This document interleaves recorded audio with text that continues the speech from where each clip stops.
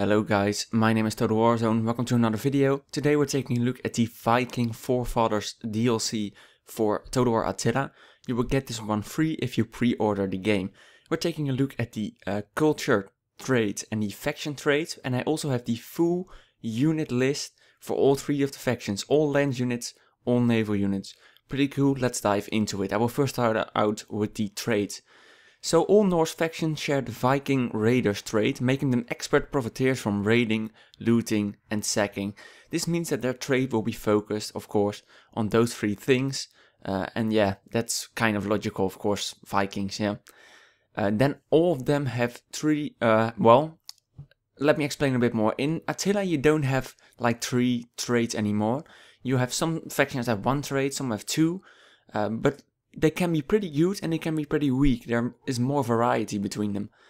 For these factions we have the Danes, seaborne, immune to both high sea attrition and sea sickness. The Danes are able to weather the worst maritime conditions and make full use of their land units in naval conflict.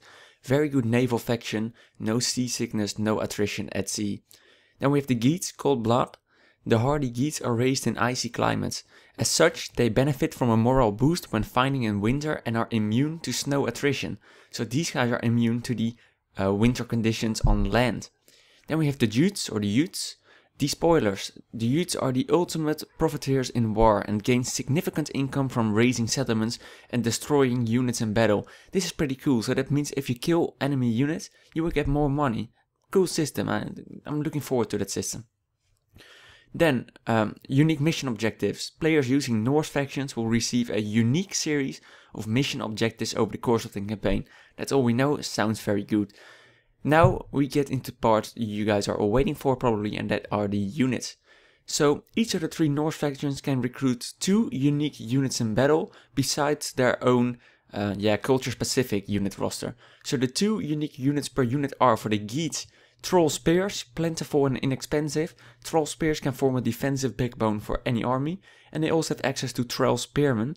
Troll Spearmen represent a solid anvil for the enemy to spend his cavalry against, and can pack a deadly punch on a charge with their javelins, so maybe 2 real spears, maybe just a sort of pillar. And then we have the Jutes. Huskarls. The fearless Huskarls hurl themselves into battle, carving a glory path through the enemy ranks with their axes. And they also have access to Royal Huskarls, you could see them in the trailer. Disciplined, highly trained and more heavily armored than other X units, the Royal Huskarls strike fear and sharpen steel into the heart of their foes, probably the scare trait as well. Then we have the Danes. The seagoing Danes may recruit the fearsome Drakkar dragon ship, manned with 2 extra varieties of troop options.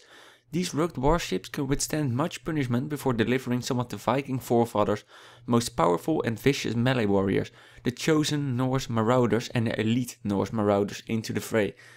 So, manned with 2 extra varieties of troop options. Pretty cool. We'll take a look at how that turns out. So, they all have those 2 unique units per faction, but they also share a unique Nordic unit roster, and all of these 3 factions can recruit units from them. It's a mix between the basic barbarian battlefield unit roster, and they can also field some specific Norse units into battle on land and sea. So let's get into the unit classes. First of all, Spear Infantry.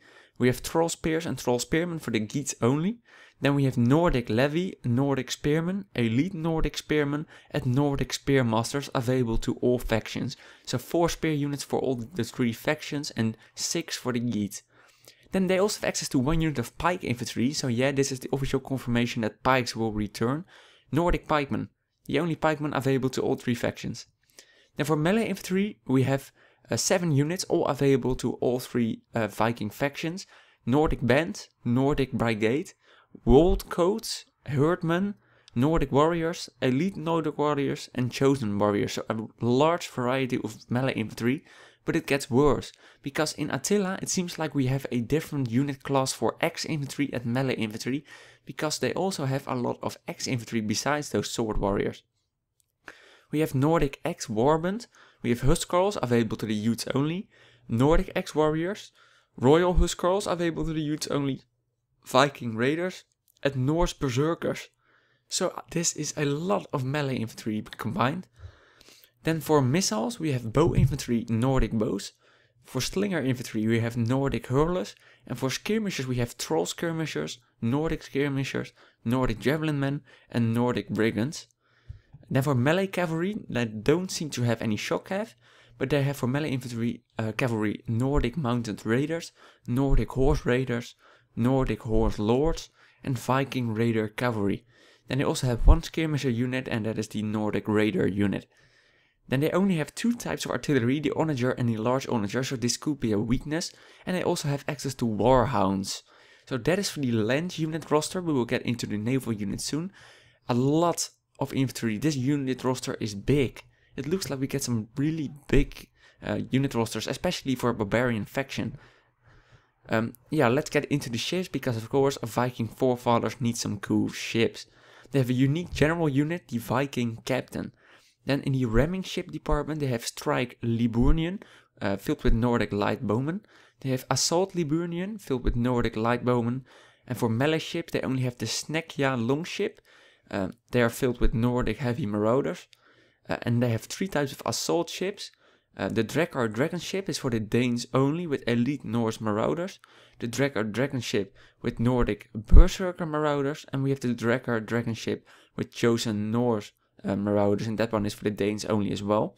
And we have one bow ship, and that is the Skite Longship, Norse Bow Marauders. Skite Longship, that sounds bad in Dutch. The Dutch people will know, Skite Longship.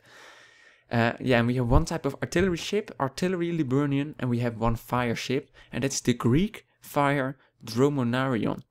So we also have a whole list of faction history here. I will not tell you that now. I will post the links to all this information in the description.